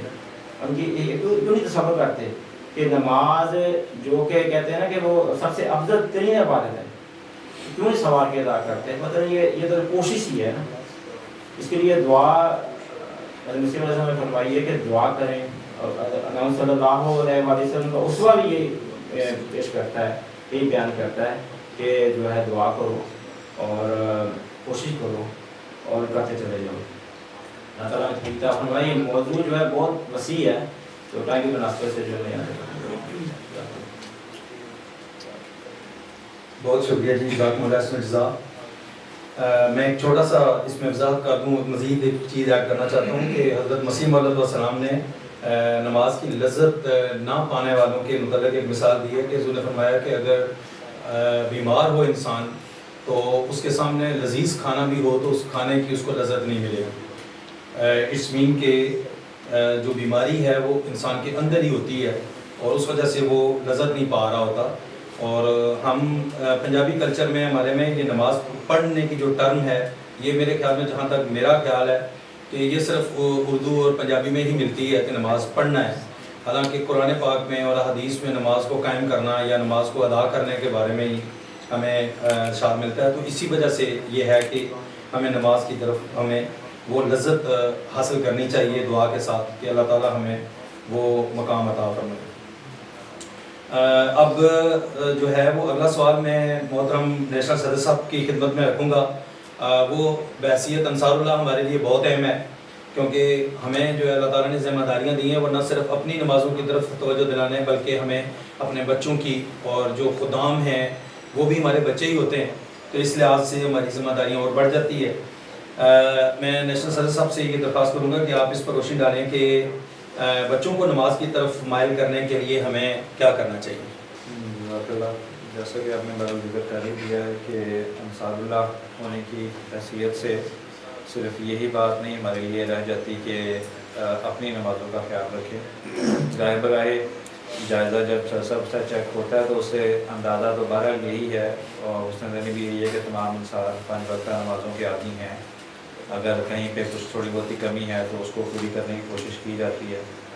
اور اس کو مزید سے مزید اپنی نمازوں کے معیار کو بہتر کرنا وہ تو بہرحال ایک جد و جہد، ایک کوشش ہے جو کہ آپ سب کرتے ہیں اور کرتے رہیں گے، مجھے امید یہی ہے. لیکن جو اس سے زیادہ بڑی ذمہ داری آپ کے اوپر آتی ہے وہ یہ ہے کہ بہرحال خدا تعالیٰ کو علم ہے ہر انسان کی عمر کتنی ہے، لیکن یہ ایک ایسا عمر کا مرحلہ ہوتا ہے کہ جس میں انسان پھر آگے جانے کی تیاری کرتا ہے اور دیکھتا ہے کہ پیچھے کیا چھوڑا ہے. تو جو پیچھے چھوڑا ہے وہ آپ کی فیملی ہے، اور عمومی طور پہ ہمارے پاس جتنے بھی یہاں پہ انصار بھائی ہیں ان کے گھروں کے اندر تقریباً تمام تنظیمیں جو ہیں وہ پائی جاتی ہیں، کہ شاید کسی کے گھر میں کوئی تنظیم نہ ہو لیکن ساری ہی ہیں. تو ان ساروں کو اوپر دیکھ کے اس بات کا اندازہ لگانا کہ میرے گھر میں جو لجنہ ہے، میرے گھر میں جو ناصرات ہیں، جو خدام ہیں، جو اطفال ہیں، واقفین ہیں، کیا وہ سب اس معیار پہ قائم ہو گئے ہیں کہ میں خدا تعالیٰ کے حضور سے روبرو ہو سکتا ہوں یا نہیں. اور یہ اتنی بڑی ذمہ داری ہے کہ جب انسان اس بات کا اندازہ لگاتا ہے تو وہ واقعی کام جاتی ہے. پھر دوبارہ اس بات کی طرف احساس پیدا ہوتا ہے کہ آیا میرا اپنا وہ معیار ہے کہ میں یہ بات کہوں کہ یہ میرے بچے اس معیار کو دیکھیں. حضور کے بھی جو ارشادات ہم نے سنے ہیں اس میں بھی حضرت فرابے بھی یہی بیان فرما رہے تھے کہ اپنے معیار کو جو ہے وہ سب سے پہلے اس لیول پہ قائم کریں. یقیناً یہ بات ہے کہ بچے سستی کریں گے کیونکہ ان کا وہ ایک عمر کا ٹائم ایسا ہوتا ہے کہ جس میں ایک چیز کی بات کو، اہمیت کو سمجھنا جو ہے وہ ان کے لیے اتنا آسان نہیں ہوتا. اب اس میں جو ہے وہ یقیناً یہ بات بھی آ جاتی ہے کہ کس عمر کے بچوں کو جو ہے وہ ہم دیکھ رہے ہیں. ایسا نہیں ہو سکتا کہ 7 سال کی عمر کا بچہ اور 14-15 سال کی عمر کے بچے کو آپ ایک ہی طریق پہ نماز کی طرف جو ہے وہ گائیڈ کرنے کی کوشش کریں یا نماز کی طرف لانے کی کوشش کریں. تو اس میں حکمت بھی جو ہے وہ لازمی پیش نظر رکھنی چاہیے. شروع میں تو بہرحال یہی بات بتائی جاتی ہے، وہاں سے حدیث بھی ذکر ہو گئی کہ اگر 10 سال کی عمر تک بھی بچہ جو ہے وہ نماز نہ پڑھے تو اس کو سختی سے بھی نماز کے لیے کہا جائے، کیونکہ نماز کی عادت جو ہے اگر وہ بچپن میں نہیں ڈلتی تو پھر بڑے ہو کے ڈالنا بڑی مشکل بات ہے. تو اس لیے پہلا سٹیپ تو یہی ہے کہ عادت ڈالنی ہے. اگر بچوں کی عمر چھوٹی ہے تو جس بھی طرح ہو، جیسے بھی ہو، ان کو ہر لحاظ سے اس بات کی عادت ڈالی جائے کہ آپ نے نماز پڑھنی ہے، آپ نے نماز وقت پر ادا کرنی ہے. اور اس عادت کے ڈالنے میں پھر وہی پہلی بات آ جاتی ہے کہ خود اگر عادت ہوگی، خود نماز پڑھیں گے، ان کو ساتھ کھڑا کریں گے تو پھر ان کو بھی عادت پڑتی رہے گی. پھر جب بچے تھوڑے سے بڑے ہوتے ہیں تو یقیناً یہ بات لازمی فیکٹر ہے، ایک انسان کی اپنی عادت بھی ہے کہ اگر اس کو اس چیز کا کوئی مزہ نہ مل رہا ہو، کوئی نفع نہ مل رہا ہو، کوئی پروفٹ نہ مل رہا ہو تو وہ ایک وقت تک تو کوشش کرے گا لیکن اس کے بعد چھوڑ دے گا. تو پھر اس کے بعد بچوں کو یہ بات آہستہ آہستہ جب عمر ان کے اس حصے میں پہنچیں، 11, 12, 14, 15 سال کی عمر تک پہنچیں تو پھر ان کو نماز کا فلسفہ سمجھایا جائے ساتھ ساتھ کہ نماز آخر ہم پڑھتے کیوں ہیں، کیا فائدہ ہے اس کا، اور اگر ہم یہ نہیں پڑھیں گے تو ہمارا کیا نقصان ہوگا. وہ ساری احادیث اور وہ ساری باتیں بتائی جائیں، وہ سمجھائی جائیں. یعنی نماز کا جو فلسفہ ہے دینی روحانی طور پہ وہ سمجھانے کی اس عمر میں کوشش کی. اور اس کے بعد پھر بات دوبارہ بھی وہی بات آ جاتی ہے کہ الفاظ میں خالی بات نہ رہے، کیونکہ اس عمر کے بعد ٹھیک ہے وہ فلسفہ سمجھ جائیں گے کہ نماز اس لیے پڑھنی ضروری ہے، لیکن اس کے بعد کیا وہ خود قائم بھی رہیں گے؟ 18-19 سال کی عمر میں جب وہ اپنی زندگیوں میں نکل جائیں گے، جابوں میں نکل جائیں گے، کیا وہ گھر میں تو ٹھیک ہے آپ کو ڈر کے دیکھ کے نماز پڑھ لیں گے، کیا وہ اس پہ قائم بھی رہیں گے؟ فلسفہ بھی پتہ ہوگا، یہ بھی پتہ ہوگا کہ عادت ہے، لیکن وہ ساری چیزیں قائم اس وقت ہوں گی جب اس عمر میں آ کے ان کا تعلق جو ہے وہ خدا سے ایسا قائم ہو جائے گا کہ ان کو جو بھی حضور نماز کا ذکر تھا کہ نماز کا مزہ آنا شروع ہو جائے گا, نماز کا فائدہ ملنا شروع ہو جائے گا. اور نماز کا فائدہ ان کو اس وقت وہ خود کوشش کریں گے جب وہ اپنے ماں باپ کی زندگیوں میں دیکھیں گے کہ ان کو نمازوں کا فائدہ ہوا ہے. اگر وہ یہی چیز نوٹ کرتے رہیں گے کہ ٹھیک ہے زبردستی کبھی کہہ دیتے ہیں نماز پڑھ لی, کبھی خود ہی نہیں پڑھتے, اور ان کی زندگیوں میں کیا فائدہ ہو گیا, انہوں نے بڑی نمازیں پڑھ لی. تو یہ بات بھی بڑی ضروری ہے کہ نہ صرف اپنے بچوں کو نمازیں پڑھ کے دکھائیں بلکہ ان کو نمازوں سے حاصل ہونے والے فوائد کا بھی ذکر کریں اور ان کو بتائیں. بچوں کی عمر سے تو چھوٹی چھوٹی باتیں ہم کو کہہ سکتے ہیں کہ چھوٹی سی بات ہے اس بارے میں, نماز میں دعا کرو, اور خود بھی اس کے لیے دعا کریں کہ خدا تعالیٰ اس کی بھی دعا قبول کرے تاکہ اس کا جو ہے وہ دعا اور نماز کے اوپر ایمان پیدا ہو. تو یہ 3 سٹیپس ہیں بچوں کے حوالے سے جو میں نے سوچے تھے آپ کے سامنے بیان کرنے کے لیے. کہ پہلا سٹیپ تو بہرحال ان کو عادت ڈالنی ہے, وہ زبردستی پیار سے ڈانٹ کے سمجھا کے, اس کے بعد ان کو نماز کا فلسفہ سمجھا رہے ہیں, اور اس کے بعد پھر نماز کا نفع یا فائدہ ان کو پہنچوانے کی کوشش کرنی ہے, خدا تعالیٰ سے اصل تعلق پیدا کرنا ہے. تو یہ 3 سٹیپ کے اوپر کوشش ہم کریں گے, خدا تعالیٰ ہم سب کو اس کی توفیق عطا فرمائے. تو انشاءاللہ امید ہے کہ بچے جو ہیں وہ اس بات کی طرف مائل ہوں گے. سب سے اسی سوال کے بارے سے سب سے پہلے تو یہ ہے کہ دعا کریں کہ اللہ تعالیٰ بچوں کو نمازی بنائے. وہ باقی ساری باتیں تو ٹھیک ہیں, لیکن خود یہ دعا کریں کہ اللہ تعالیٰ بچوں کو نمازی بنائے, اور اس کے ساتھ جب بچوں کو سمجھائیں گے تو سمجھانے کے ساتھ ساتھ اپنا عمل بھی دکھائیں. میں چھوٹی سی مثال دے دیتا ہوں. اکثر میں نے بھی دیکھا ہے, اوروں نے بھی دیکھا ہوگا یا کرتے بھی ہیں, عمومی طور پہ جب لجنہ کا پروگرام ہوتا ہے, انصار اور خدام ان کو چھوڑنے آتے ہیں, پک اپ کرنے آتے ہیں, اکثر وہ پروگرام یا نماز پر شروع ہوتا ہے یا نماز کے وقت ختم ہو رہا ہوتا ہے, نماز کا ٹائم ہوتا ہے. ہمارے خدام انصار آتے ہیں کیونکہ یہاں پہ جانماز ہوتا ہے, وہ سامنے کیمرہ لگا ہوا, اور اکثر گاڑیوں کا مجھے علم ہے کس کی کون سی گاڑی ہے. اور اس بات کا اظہار جو ہے ابھی تو نہیں, کچھ سال پہلے صدر لجنہ نے بھی کیا تھا کہ ہمارے مرد حضرات باہر آئے کھڑے ہو جاتے ہیں, اور جب لجنہ کو کہا جائے کہ نماز پڑھ کے جائیں تو وہ اس بات کو جلدی جلدی کہہ رہے ہیں, تو جلدی جلدی باہر آؤ, پھر نماز کھڑی ہو جائے گی. اسی گاڑی میں بچے بھی بیٹھے ہوتے ہیں. آپ نے تو جو مرضی جو سمجھانا تھا سمجھا دیا, آپ کو وہیں پہ ختم ہو گیا. مطلب کہ واٹ ایور جو آپ نے سمجھایا ہے, بچہ 7 سال کا ہو, 10 سال کا ہو, 12 کا ہو, 15 کا ہو, آپ نے گاڑی میں بیٹھتے ہوئے بچے کے سامنے بیگم کو یہ کہا فٹافٹ نکلو, کوئی نہیں, کہا جا کے پڑھ لیں گے, راہ سے پڑھ لیں گے, پہلے بہت لیٹ ہو گئے, نماز کھڑی ہو جائے پہلے نکلو. ایون ادھر تکبیر تحریمہ کے لیے تکبیر کے لیے موڑا ہوتا اور پیچھے سے گاڑیاں نکل رہی ہوتی ہیں. تو جتنا مرضی آپ کہہ رہے ہیں, اس وقت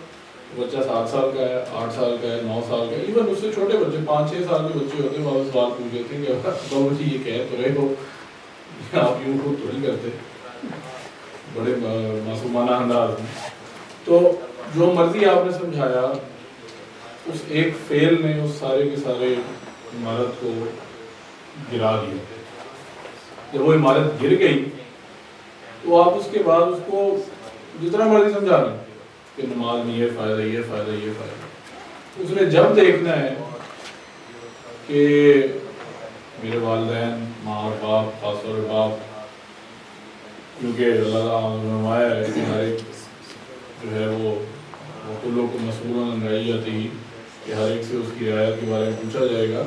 تو وہ رعایت یہ ہے. دوسری بات یہ ہے کہ ویکینڈ پہ بچوں کو نماز پہ لے کے آئیں. اور ویکینڈ کی سچویشن میں بتا دیتا ہوں کہ جو ظہر اثر کی نماز ہوتی ہے ویکینڈ پہ, کوئی نہ کوئی ہر دوسرے تیسرے ویکینڈ پہ کبھی کبھار یہ ہو جاتا ہے کہ وہ اکیلے ہی ہوتی ہے, یا میں اکیلا ہوتا ہوں یا میرے ساتھ یہ عثمان احمان میں سے 1-2 بچے ہوتے ہیں. لیکن ویکینڈ تو آپ کو چھٹی ہوتی ہے, مغرب عشاء ہے, فجر ہے. بیشک جتنا مرضی سمجھائیں, بچوں کی تربیت کے لیے انسان کو خود قربانی کرنی پڑتی ہے. وہ قربانی تب ہوتی ہے جب اس کو عمل کے ساتھ اس کو جوڑتے ہیں جو بات بیان کر رہے ہیں. یہ تھوڑی سی ریالٹی ہے جو میں بیان کرنا چاہ رہا تھا کہ ریالٹی یہ ہے. یہ ساری باتیں بالکل درست ہیں, یہ ساری باتیں مجھے یقین ہے 100% لوگوں نے پہلے سنی بھی ہوں گی اور آگے بچوں کو بھی سناتے ہوں گے, لیکن ریالٹی یہ ہے. یہاں پہ نماز کھڑی ہو رہی ہوتی ہے اور ہم باہر بھی باہر فون کر رہے ہوتے ہیں اپنی بیگم کو یا بچوں کو، وہ فٹافٹ نکلو بعد سے دیکھ لیں گے لیٹ ہو جاؤں گے فٹافٹ، اور اس کی پرواہ بھی نہیں ہوتی کہ نماز ہوگی نماز پڑھنی. یہ ریالٹی ہے. سارے نہیں، کافی ہیں جو اس ایکشن میں یا اس عمل میں کھڑی ہوتی ہوئی نماز کو ضائع کر دیتے ہیں، باجماعت نماز کو ضائع کر دیتے ہیں. جی جزاکم اللہ سرزا. وقت ہمارے پاس بہت محدود رہ گیا ہے. یہ جو باتیں ہم نے سنی ہیں یہ تو ہماری نماز کی طرف توجہ دلانے اور اپنی نمازوں کو قائم کرنے اور بچوں کی طرف توجہ دلانے کے متعلق تھیں. اب ایک پہلو نماز کا ہمارے لیے ہے باجماعت نماز کا قیام. اس سلسلے میں ہم اس طرف آتے ہیں اور آج کے سیشن میں ہم نے جو پہلو رکھا تھا وہ یہ ہے کہ ہم آج دیکھیں گے کہ آیا وہ کون سے ایسے مسائل ہیں جن کی وجہ سے فن لینڈ کے مقامی وہ مسائل بھی ہو سکتے ہیں یا جنرل جو مسائل آل دی ورلڈ لوگوں کو درپیش ہوتے ہیں، وہ کون سے ایسی رکاوٹیں ہیں یا ایسی مشکلات ہیں جن کی بنیاد پر عمومی طور پر نماز سینٹر میں لوگ بہت کم آ رہے ہیں یا بہت کم آتے ہیں، اور اگر وہ مشکلات ہیں تو ان کا حل کیا ہے. میں اس بارے میں، یہ کافی لمبی بحث ہے لیکن میں مختصراً اس پر روشنی ڈالنے کے لیے مکرم طاہر صاحب سے میں گزارش کروں گا کہ طاہر صاحب جو ہے وہ اس پر روشنی ڈالیں. قائد صاحب نے سارے تلقینی اور تربیتی جو ہیں مضامین کے دے دیے اور سارے جو فن لینڈ کا جو مسائل ان کا حل جو ہے میرے کندھے پہ ڈال دیا. میں چونکہ یہ تھوڑا سا مشاورتی رنگ رکھتا ہے تو میں کوشش کروں گا کہ اس کا احاطہ کر سکوں مضمون کا. جب قائد صاحب نے مجھے ٹاپک بتایا کہ فن لینڈ میں نماز سینٹر میں باجماعت نماز کے قیام کے مسائل اور ان کا حل، تو غور کیا کہ اس میں کیا پہلو ہو سکتے ہیں اور کیا خاص چیزیں ہو سکتی ہیں جو صرف فن لینڈ کے لیے مخصوص ہے اور باقی جگہ پر نہیں. ناقص رائے میری، مجھے چند ایک خاص پہلوؤں کے علاوہ وہ خاص فرق نہیں لگا جو باقی جگہوں کو فن لینڈ سے ممتاز کرتا ہو کہ کیوں لوگ جو ہے وہ نماز سینٹر نہیں آتے. پہلا سوال جو اس سلسلے میں نے خود سے کیا وہ سوال یہ تھا کہ نماز سینٹر میں ہم آتے کیوں ہیں نماز کے لیے. وہ سارے صدر صاحب اور مؤذن نے وہ بیان کر دیا کہ وہ اللہ تعالیٰ کا حکم ہے. حدیثوں میں فرمایا کہ نماز باجماعت کا قیام جو ہے وہ مرد پہ فرض ہے اور اس کے لیے وصیت جو ہے وہ قائم کی جاتی ہے. اب اس میں فن لینڈ میں جو لوگ رہتے ہیں، اسپیشلی اگر میں اس میں کی بات کروں، یہاں کی ہیلسنکی اس کو مانتا یہ 3 شہر ہیں اور اس میں ہمارے پاس ایک یہ نماز سینٹر ہے. اسی طرح اب 2 اور نماز سینٹر ہمارے پاس 2 مختلف شہروں میں کام کرے اور ترکی میں بھی ہیں. وہاں کی صورتحال کا تو مجھے اندازہ نہیں ہے لیکن میں یہاں کے حوالے سے جو میری آبزرویشن ہے اس کے حوالے سے میں بیان کرتا ہوں کہ مختلف لوگوں کو مختلف مسائل ہو سکتے ہیں. مثال کے طور پہ کچھ تو کاروبار میں مصروف ہو سکتے ہیں، کچھ ملازمتوں میں مصروف ہو سکتے ہیں، کچھ اسٹوڈنٹس ہیں، کچھ جو ہیں وہ بہت دور رہتے ہیں، کچھ نماز سینٹر کے قریب رہتے ہیں اور رہتے ہوں گے اور ہو سکتا ہے وہ نماز سینٹر کے قریب ہونے کے باوجود نہ آتے ہوں. اب یہ مختلف وجوہات ہیں لیکن ان کا حل کیا ہو سکتا ہے. اب جو تو کاروبار کے ہیں یا ملازمتوں میں ہیں وہ وہاں سے یہاں تو نہیں آ سکتے نماز کے لیے. وہ جیسے بیان کر دیا کہ وہ جو بھی ہے جہاں بھی ہیں انہوں نے کوشش کر لی ہے نماز کو قائم کرنا ہے،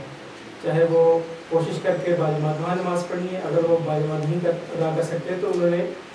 نماز اپنے وقت پر ادا کرنی ہے. یہاں پر ایک آبزرویشن میں شیئر کرنا چاہتا ہوں کہ ہم موسٹلی زیادہ تر جو ہیں پاکستان سے اور بہت سارے ربا سے بھی ہیں. اب ربا میں ماحول یہ ہوتا ہے کہ گھر سے تقریباً 500 یا 1000 میٹر کے فاصلے پہ 1 یا 2 مساجد ہوتی ہیں. ہر پورے ربع میں سے 500 میٹر سے 1 کلومیٹر کے فاصلے پہ 1-2 مساجد ضرور ہوں گی, اور سارے وہاں پر 5 وقت نماز ادا کرنے اپنی مسجدوں میں جاتے ہیں. اور اس کے بعد جمعہ کی ادائیگی کے لیے مسجد اقصیٰ جو کہ جامع مسجد ہے, وہاں پر وہ نماز ادا کرتے ہیں. اب فن لینڈ میں ہمارے پاس ٹیکنیکل مسئلہ یہ ہے کہ ہمارے پاس مسجد نہیں ہے. نماز سینٹر ہے جو کہ قائم مقام ہے مسجد کا, اور وہ جامع مسجد کا بھی نعمت بدل ہے. اور توقعات میں اپنے طرف منسوخ کر بھی کہہ رہا ہوں کہ توقعات شاید یہ ہے کہ اسی ماہ ریجن میں جو جہاں بھی ہیں رہتے وہ یہاں پر آ کے 5 وقت نماز ادا کیا کریں. تو ریئلسٹکلی اسپیکنگ اگر میں حقیقت پسندانہ طور پہ اس کو تجزیہ کروں اس کا, تو مجھے یہ تھوڑی سی مشکل صورتحال لگتی ہے, ان اے سینس کہ اس کے بارے میں بہت ساری حضوریت موجود ہیں کہ کس طرح اگر کوئی شخص یا کوئی لوگ جو ہیں وہ کچھ کلومیٹر کے ریڈیس سے باہر رہتے ہیں, جیسے 15 منٹ یا 20 منٹ کے فاصلے پہ رہتے ہیں, تو وہ اس کے اندر رہتے ہیں تو وہ آگے ادا کریں. ان کے اندر بھی اگر کچھ مصروف ہیں اور وہ نہیں ہے, فار ایگزامپل کاروبار میں ہے, تو وہ جہاں ہے وہاں نماز ادا کریں. لیکن سوال یہاں یہ پیدا ہوتا ہے کہ مستقبل میں یہ نماز سینٹر کہیں اور منتقل ہو جاتا ہے, تو جو یہاں رہنے والے ہیں ان کو بھی وہی مسئلہ پیش ہوگا جو ابھی فی الحال جو دور رہ رہے ہیں ان کو مسئلہ درپیش ہے. تو حل کیا ہے, یا باقی شہروں میں بھی. تو میں جب اس ماڈل پہ غور کرتا ہوں جو پاکستان میں ہے, یہ باقی دنیا میں ہے, تو اس کا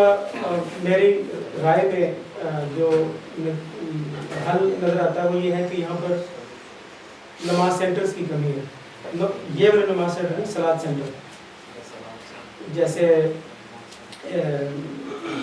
مبشر کامل صاحب جو مفتی سلسلہ ہے, ان سے ایک دفعہ کسی نے سوال کیا امریکہ سے, شاید میرا خیال ہے کہ انہوں نے ایگزیکٹلی یہی سوال کیا کہ اگر کوئی شخص 15-20 منٹ کی مسافت پر رہتا ہے مسجد سے, تو کیا اس کو مسجد میں نماز پڑھنی چاہیے کہ نماز سینٹر میں؟ تو انہوں نے یہ جواب دیا کہ پہلا سوال یہ پیدا ہوتا ہے کہ مسافر پیدل کی ہے یا کار کی. تو اگر تو وہ پیدل والی ہے تب تو آپ نے مسجد جا کے نماز پڑھنی اگر آپ وہاں ہیں. لیکن اگر وہ مسافر کار کی ہے تو پھر آپ نماز سینٹر بنایا اس لیے جاتا ہے کہ آپ اسی سہولت کے لیے بنایا جاتا ہے کہ آپ مسجد نہیں آ سکتے تو نماز سینٹر بناتے ہیں. تو جیسا کہ حضور صلی اللہ علیہ وسلم نے بھی فرمایا ہوا ہے کہ مختلف کاموں میں نرمی اختیار فرمایا کرتے تھے اور سہولت پیش نظر رہتی تھی. تو ہمیں یہ دیکھنے کی ضرورت ہے اس وقت کہ ہم نمازیوں کو کس حد تک سہولت دے سکتے ہیں کہ وہ نماز باجماعت کی ادائیگی کی طرف متوجہ ہوں. جیسے مربی صاحب نے بھی, اسد صاحب نے بھی, انہوں نے فرمایا کہ نماز کی ادائیگی کی طرف ہم ابھی باتیں تو کر رہے ہیں, لیکن بہت سارے پریکٹیکل مسائل ہیں. ہو سکتا ہے کوئی 25 کلومیٹر دور رہتا ہے, لیکن اس کو یا 20 کلومیٹر یا جتنا بھی, اس کو وہ نہیں آ رہا یہاں پر, اس تک یہ مسائل کو نہیں پہنچ رہے. تو اگر ہم اس کے لیے یہ سہولت پیدا کر سکتے ہیں کہ چند, جیسے حضور نے بہت سے جگہ پر فرمایا, بلکہ انصار اللہ کے اجتماع کے بارے میں ہی حضور نے فرمایا کہ میں بارہا یہ توجہ دلا چکا ہوں کہ جو چند انصار جہاں یا چند گھرانے جہاں پر مسجد یا نماز سینٹر قریب نہیں ہے, وہ مل کے نماز بعد ادائیگی کا انتظام کریں.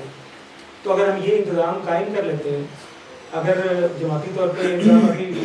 نہیں ہے, تو ہم اپنی ذمہ داری سمجھتے ہوئے بھی یہ خود سے ہی انتظام کر سکتے ہیں کہ چند کلومیٹر کے فاصلے پہ چند انصار یا گھرانے ہیں, وہ خود بندوبست کر لیں کہ یہ نمازوں ہم نے اکٹھی پڑھنی ہے, اس گھر میں پڑھنی ہے, اس گھر میں پڑھنی ہے. تو اس سے یہ ہوگا کہ باہمی رابطے بھی بحال ہونا شروع ہوں گے. اگر ہم چھوٹے چھوٹے, کیونکہ جب بریک ہو جائیں گے سینٹرز,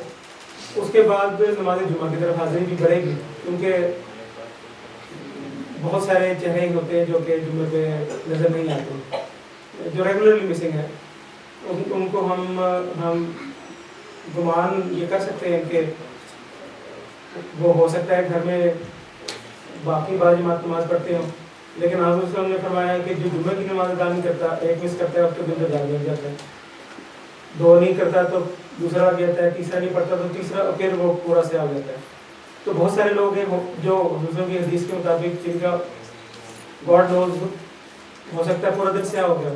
तो उसमें हमारा क्या रोल है? क्या हम उन लोगों को जो कि बिल्कुल दूर हो चुके हैं उनको किस तरह करीब ला सकते हैं? तो उस पर मेरी नाकिस राय में एक सजेशन ये है, एक हल ये है कि मुस्तक़बिल को भी हम अगर मद्देनज़र रखते हुए कि हम ये कर सकें। और दूसरा हल एक और है जो कि हुज़ूर अनवर ने मेरे ख्याल है अमेरिका फिलाडेल्फिया की मस्जिद के इफ्तार के मौके पर उस पर तर्जुमा में हुज़ूर ने फरमाया, हमारे चूँकि मस्जिद के क़याम का इरादा है तो हुज़ूर ने फरमाया कि मेरी मीर साहब से बात हो रही थी, मीर साहब अमेरिका, तो उन्होंने एक सजेशन राय का इज़हार किया कि हमारे पास काफ़ी बड़ी जगह है प्लॉट, तो सजेशन ये है कि हम इस ज़मीन को अहमदी लोगों में दे दें या उनको इनकरेज करें कि वो यहाँ ज़मीन को खरीद के यहाँ घर बनाएं या यहाँ पर आके आबाद करें। तो मुस्तक़बिल के लिए हम ये भी इसको भी हम देखा जा सकता है इसको, लेकिन फिर भी फिनलैंड, उसीमा और जो बाकी शहर हैं उनमें वो मसाइल जिनका ताल्लुक दूरी के साथ यानी मुसाफत, उसके अलावा जमात से दूरी या उसके अलावा मसरूफियत के साथ ताल्लुक़ है, वो बहुत हद तक सलात सेंटर मुख्तलिफ छोटे छोटे कायम करने से दूर हो सकता है। क्योंकि अगर कोई तालीम में बिज़ी है, कारोबार में बिज़ी है, सुबह को जाता है, रात को आता है, उसकी टाइमिंग ऐसी है कि वो नमाज़ें, कोई भी नमाज, बेशक वो नमाज़ सेंटर के करीब रहता है, लेकिन वो रहता तो है लेकिन सारा वक्त वो एक ऐसी जगह गुजारता है जहाँ पर बाजमात नमाज का क़याम मुमकिन है। तो ये मेरी चंद नाकिस राय। जी बहुत शुक्रिया जनाब। इस मौजू पर चूँकि वक्त की कमी है, बोला तो बहुत कुछ जा सकता है, क्योंकि आज हमारा मकसद ये था आज के इस इवेंट में कि हम जो लोग नहीं आ पा रहे उनकी माइंडसेट को पढ़ें, उनकी सोचों को पढ़ें कि आखिर रीज़न क्या है और क्या क्या वजूहात है जिनको हम दूर करके उनको बहरा नमाज सेंटर की तरफ या बाजमात नमाज की तरफ बुला सकते हैं। तो एक बड़ा अहम पॉइंट मुकर्रम ताहिर साहब ने बताया है, सदर साहब और हमारे नेशनल रवि साहब इधर ही हैं, तो इंशाअल्लाह ताला उम्मीद है कि आइंदा इस पर कोई प्लानिंग होगी। एक चीज़ और जो देखी गई है वो ये है कि नमाज पर जो लोग कभी कभार आते हैं उनको जो बाकायदा आने वाले लोग हैं उनकी तरफ से कभी कभार मुश्किलात पेश आती हैं। ये हमारा कल्चर है पाकिस्तानी, कह लें कि चुभती हुई नज़रों से देखना या उससे पूछना कि भाई आज किधर, या इस तरह के कुछ ऐसे सवाल कि जिससे उसकी दिल आज़ारी होती है। तो ये भी एक रीज़न है कि हमें प्यार और मोहब्बत के साथ उनको वेलकम करना चाहिए। अगर कोई देर के बाद भी आया है तो बहरहाल वेलकम और मोहब्बत और प्यार के साथ उनको मिलना चाहिए। एक पॉइंट हजूर ने, ये जो मैं बता रहा हूँ ये हज़रत खलीफत और मसीह राबे रहमतुल्लाह ताला के अरशादात में से निकाले हुए पॉइंट है। एक पॉइंट ये है कि नमाज के बाद या जुमे के बाद अक्सर हम आपस में मिलते हैं और मुलाकातों में एक मसावी सलूक होना चाहिए। अक्सर हम ऐसा करते हैं कि कुछ लोगों के साथ, क्योंकि हर इंसान का तमाम लोगों के साथ एक जैसे तल्लुकात नहीं होते, ये एक नेचुरल चीज़ है, लेकिन उसको जब हम अपने किरदार के ज़रिए ज़ाहिर करते हैं कि एक दोस्त के साथ गले मिल रहे हैं और साथ ही दूसरा है तो उसको हम हाथ मिला रहे हैं और या उसको सलाम कर रहे हैं, तो एक ऑटोमेटिकली एक फासला बढ़ जाता है उन लोगों में जो कभी कभार आते हैं और वो समझते हैं कि शायद हम एक कोई अलग कौम है या अलग लोग हैं, हम इनमें जज नहीं रहे। तो हमें एक मसावीपन का सलूक करके उनको अपने साथ मिलाना चाहिए और मौका देना चाहिए। तो इसी तरह तीसरा पॉइंट ये था कि खुतबात और तकारीर जो होती हैं उनमें बजाय इसके कि बुराई को उछाला जाए, मकामी बुराई को, उसके बजाय अच्छाई का पहलू बयान किया जाए। मैं इसकी मिसाल ये देता हूँ कि अगर फॉर एग्ज़ाम्पल अंसारुल्लाह में अगर ये कहा जाए कि अंसारुल्लाह में बहुत आजकल झूठ चल रहा है تو یہ برائی اچھالنے کے مترادف ہے، اس کے نتیجے میں اور برائی پھیلے گی۔ لیکن اگر یہ کہا جائے کہ انصار اللہ کو آج کل سچائی کی طرف توجہ دینی چاہیے، تو یہ ایک اچھا پہلو ہے اور اس سے لوگ سبق لیں گے۔ یہ چند چیزیں ان مسائل کے حل کے لیے 2-3 حل جو سامنے آئے تھے وہ بھی میں پیش کر دیتا ہوں۔ ایک تو یہ تھا کہ یہ ساری گزارشات میری انتظامیہ سے ہے، ربی صاحب اور صدر صاحب سے، کہ اگر ممکن ہو تو بچوں کے اذان اور تکبیر پر ڈیوٹی لگائی جائے، یعنی نماز سینٹر میں کچھ ہفتے کے لیے ہفتہ وار ڈیوٹیاں لگائی جائیں کہ فلاں بچے نے آج نماز اذان دینی ہے، فلاں نے تکبیر کہنی ہے، تو اس سے بھی بچوں میں نماز کی طرف توجہ جو ہے وہ بڑھے گی۔ اسی طرح اگر احباب جماعت کی نمازوں پر ڈیوٹی لگا دی جائے امامت کے لیے چند لوگوں کی، تو اس سے بھی بہرحال سستیاں دور ہونے کا امکان ہے کہ اگر اس کی ایک پورا ہفتہ فلاں نماز پر بھائی آپ نے نماز پڑھانی ہے، فلاں میں آپ نے پڑھانی ہے، تو اس طرح بھی ایک مل بیٹھ کر ہم اس کا حل نکال سکتے ہیں۔ اور باقی جو ہے وہ مضبوط رابطہ عہدیداروں کا آپس میں بہت ضروری ہے، خاص کر عہدیداروں کا باقی جماعت کے ساتھ۔ جب آپ کا مضبوط رابطہ ہوگا تو آپ نماز کا کہیں گے تو وہ مانے گا بھی، لیکن اگر آپ نے صرف اس کو نماز کا ہی کہنے کے لیے فون کیا ہے تو وہ شاید سیکنڈ کال آپ کی نہ اٹھائے۔ تو اس وجہ سے ہمیں ذاتی تعلقات اور آپس میں رابطے جو ہے وہ بڑھانے چاہیے۔ وقت بہت ہمارا آگے نکل گیا ہے، فقہی مسائل پر مبنی سوال ابھی رہتے ہیں۔ اس میں ایک ویڈیو تھی، میں اپنے صدر صاحب سے گزارش کروں گا، اجازت چاہوں گا کہ ویڈیو کے بجائے اگر ہم نبی صاحب کے سوال لے لیں۔ جی، تو میں نبی صاحب سے درخواست کروں گا کہ نبی صاحب یہ مختصراً طور پر فقہی مسائل جو ہیں وہ ٹو دی پوائنٹ آپ اس کے اوپر روشنی ڈال دیں۔ ایک مسئلہ سامنے یہ آیا تھا کہ عمومی طور پر امام صلاۃ کی طرف سے جب کوئی غلطی سرزد ہو جاتی ہے نماز میں، تو اس غلطی کا جو مرد حضرات ہیں ان کو تو علم ہو جاتا ہے، لیکن لجنہ کی طرف جو ہے وہ کافی کنفیوژن پیدا ہو جاتی ہے۔ عمومی طور پر دیکھا گیا ہے کہ لجنہ کی طرف اس کا میسج صحیح کرنے نہیں ہوتا کہ یہاں پر رکوع تھا، رکوع نہیں دیا گیا، یا کوئی بھی ایسی مسٹیک ہوئی، تو وہ اس کا کیا حل ہے۔ دوسرا یہ ہے کہ جب سجدہ سہو کیا جاتا ہے تو اس وقت بھی عورتیں چونکہ ایک الگ حال میں ہوتی ہیں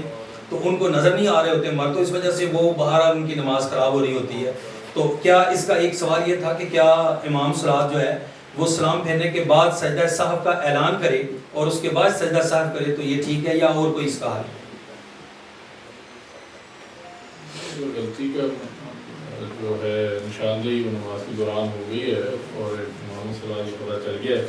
تو سجدہ سہو اسلام سے پہلے ہی ہوتا ہے، وگرنہ اگر غلطی کا نشاندہی امام صلاۃ کو نہیں پتہ چلا یا پیچھے سے سبحان اللہ نہیں کہا گیا یا آواز نہیں پہنچی اور وہ مداوع نہیں ہوا تو وہ سلام پھیر چکا ہے، نماز ختم ہو چکی ہے۔ سجدہ صاحب کہہ کے اللہ اکبر کہہ کے سجدے میں جایا جا سکتا ہے، اس میں کوئی حرج کی بات نہیں ہے، لیکن نماز کے دوران جو سجدہ صاحب اس کا تو اعلان اس طرح سے نہیں کیا جاتا ہے۔ لیکن وہ ایک ویسے تو انڈرسٹوڈ سی بات ہے کہ جب امام قاعدہ قاعدے میں بیٹھتا ہے سارا وہ سب کچھ پڑھتا ہے، وہ تسبیحات اور درود شریف اور دعائیں پرانی دعائیں جو پڑھتا ہے، اس کے بعد جو اللہ اکبر کہتا ہے، تو عمومی طور پہ وہ ایک تو یہ ہوتا بہت کم ہے، دوسرا یہ ہے کہ وہ سجدہ صاحب ہی ہوتا ہے۔ ہاں یہ ہے کہ اس طریقہ کار کو ایک دفعہ جماعت میں بتا دینا چاہیے کہ یہ سجدہ صاحب کا طریقہ کار ہے، یہ اس طرح سے ادا کیا جاتا ہے۔ بعض دفعہ لوگوں کو یہ غلطی ہوتی ہے کہ وہ دوسرے سجدہ صاحب کے بعد دوبارہ سے اتحیات شروع کر دیتے ہیں، اور تو اس کے بعد اتحیات میں سلام ہوتا ہے اور سجدہ صاحب میں پڑھتے کیا ہے، اس میں استغفار ہی کرتے ہیں اور تو کچھ نہیں پڑھتے، استغفار کرتے ہیں، غلطی ہو گئی اللہ تعالیٰ معاف فرمائے۔ تو یہ دونوں طریقے ہیں سجدہ صاحب کے، لیکن آپ اس میں لجنہ کے حوالے سے یا دوسرے ہال میں جو ان کو کس طرح سے کیا جا سکتا ہے وہ تو اسی طرح ہی ہیں، تمام جگہوں پہ اس طرح ہی ہوتا ہے کہ کوئی ایسا مسئلہ کوئی اعلان کا سجدہ صاحب کو میں نے کبھی دیکھا نہیں، نہ ہی جو ہے وہ اس طرح سے قریب المسیح کے اس میں کبھی دیکھا ہے یا لندن وغیرہ میں۔ تو آئی گیس وہ یہ ایشو تو ہے، آنسروں کے زمانے میں تو ہال سیپریٹ تو نہیں تھے، وہ عورتیں پچھلی صفوں میں ہوتی تھیں، تقلیوں میں ہوتے تھے گیپ سے، وہ اس لحاظ سے، لیکن وہ ان کی نماز کی ویسی ہی حالت ایسی ہوتی تھی کہ ان کو پتہ ہی نہیں چلتا تھا کہ اگلا کیا کر رہا ہے، سائڈ والا کیا کر رہا ہے، تو وہ اس طرح ہی ہے۔ لیکن باہر نماز ان کی کنفیوژن ہو بھی ہے تو نماز بھی قبول ہو جاتی ہے، کیونکہ وہ امام صلاۃ کے پیچھے ہوتے ہیں تو وہ اگر کوئی کنفیوژن ہو بھی ہے تو مکمل ہو جاتی ہے. جیسے کہ اگر آپ سورہ فاتحہ کے بعد شامل ہوتے ہیں تو آپ کی حرکت ہو جاتی ہے اور سورہ فاتحہ جو ہے امام کی شامل ہو جاتی ہے. جی جزاکم اللہ خیر جزا. باقی سوال میں اس وقت چھوڑ رہا ہوں، ہم ان شاء اللہ اگلے پروگرام میں ان سوالات کو رکھیں گے. ایک سوال یہ ہے کہ باجماعت نماز کے دوران کئی دفعہ یہ ہوتا ہے کہ ایک صف جو ہے وہ مکمل ہو چکی ہوتی ہے اور پیچھے سے ایک سنگل آدمی آتا ہے، اس کو کیا کرنا چاہیے؟ کیا اس کو پچھلی صف میں اکیلا کھڑا ہو کے نماز پڑھنی چاہیے یا اس کا کیا فقہی لحاظ سے اس کا کیا حال ہے؟ اس بارے میں جو فقہ احمدیہ میں بات لکھی ہے وہ یہی ہے کہ وہ آگے سے آ کے اگلے صف کے اس کو ہلکا سا تھپکی دے اور وہ پیچھے ہو جائے اور وہ بعد میں سب اکٹھی ہو جائے. لیکن جو موجودہ حضور کا میں نے خود سنا ہوا ہے، آپ نے اس سے اتفاق نہیں کیا، اسے فرمایا کہ اس میں تحقیق کریں. ایک بندے کی نماز کے پیچھے آپ 20 سے 25 لوگوں کی نماز خراب کرتے ہیں. جب وہ ایک بندہ پیچھے ہوتا ہے اور سارے پھر ہلتے ہیں اور اکٹھے ہوتے ہیں تو وہ جو فقہ احمدیہ میں لکھا ہے میں نے بتا دیا. حضور کی اس بات سے مجھے یہ لگا تھا کہ ایک سنگل آدمی کی پھر اس طرح سے اس کو اکیلے کھڑے ہو جانا چاہیے، نماز پڑھ لینی چاہیے. لیکن اگین وہ معاملہ ہے کہ جو اس کا جو کنکریٹ آنسر ہے ویسے میرے سامنے نہیں ہے، میں نے دوبارہ اس کے بعد نہیں پڑھا. لیکن ہاں یہ میں نے ضرور سنا ہوا ضرورت ہے کہ وہ یہ طریقہ کار اس کو چیک کرنا چاہیے کہ کیا کیونکہ ابھی تو یہاں پر تمہاری چھوٹی صف ہے،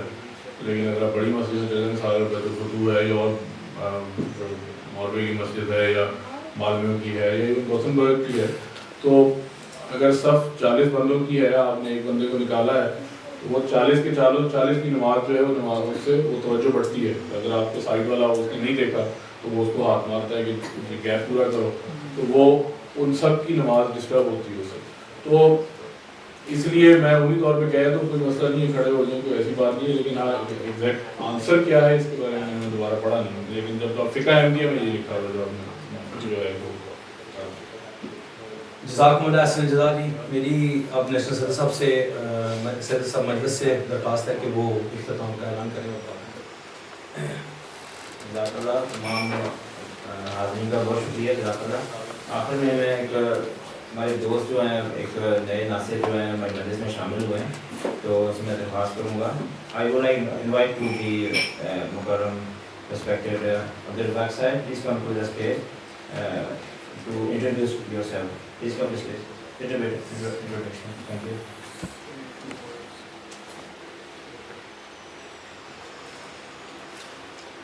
Assalamualaikum.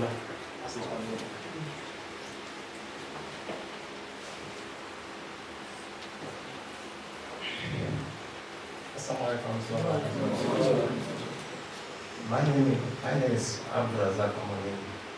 Lawli. I am from Nigeria. I arrived to Finland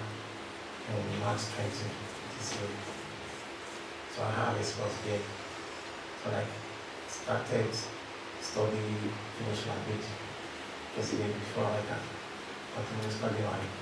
PhD. I have already completed my PhD in Nigeria. So it is my pleasure to meet all my academia community. Assalamu alaikum.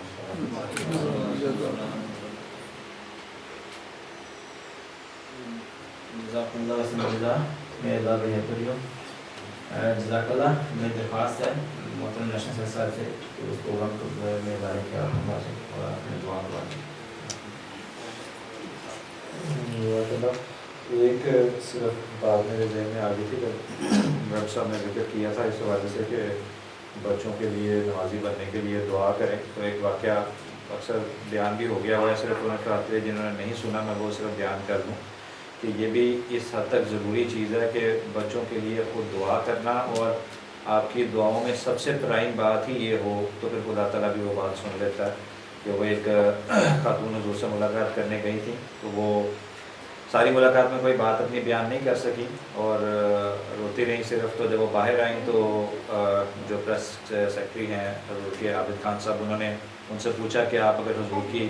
خدمت میں کوئی بات مزید عرض کرنا چاہتی ہیں تو بتا دیں, میں اپنی ڈائری میں لکھوں گا. حضور میری ڈائری پڑھتے ہیں. تو انہوں نے یہ کہا کہ میں حضور سے تو کوئی بات نہیں کہہ سکی، لیکن اگر حضور ڈائری پڑھتے ہیں تو حضور سے یہ درخواست کر دیں کہ میرے بچوں کے لیے دعا کریں کہ خدا تعالیٰ ان کو نمازی بنا دے۔ تو انہوں نے یہ بات لکھ دی، اور اگلے دن کا انہوں نے واقعہ یہ بتایا کہ میں جب حضور کے پاس دوبارہ وہ ڈائری واپس لینے گیا، رات کو انہوں نے حضور کو دے دی تھی، تو کہتے کہ حضور نے وہ میں ڈائری پڑھ رہا تھا تو حضور نے بیان فرمایا کہ یہ تقریباً مجھے گھنٹہ ڈیڑھ لگا ہے اس ڈائری کو پڑھنے میں، اور کہتے جب میں وہ پڑھتے پڑھتے اس چیز کے اوپر آیا تو اس میں حضور نے ریمارک سے لکھے ہوئے تھے کہ میں اس عورت کے لیے ساری رات دعا کرتا رہا ہوں اس کے بچوں کے لیے، تو اس کو ضرور دے دیں۔ کہتے کہ حضور نے پھر آنکھ اٹھا کے مجھے یہ بات دوبارہ بتائی کہ میں نے اس کی یہ بات پڑھی تو اس کے بعد ساری رات میں اس عورت کے بچوں کے لیے دعا کرتا رہا ہوں، تو اس کو ضرور یہ میری بات پہنچا دیں۔ تو بات کہنے کا مقصد یہ ہے کہ جب ہماری دعاؤں میں پرائم بات یہ ہوگی کہ ہمارے بچے جو ہیں وہ نمازی بن جائیں، تو پھر خلیفہ وقت کے سامنے بھی ہماری یہی دعا ہوگی، اور خلیفہ وقت جس کے بچوں کے لیے دعا کر دیں تو اس کے بارے میں آرے ہوئے ہیں انشاءاللہ۔ جزاک اللہ۔ اب دعا کر دیں۔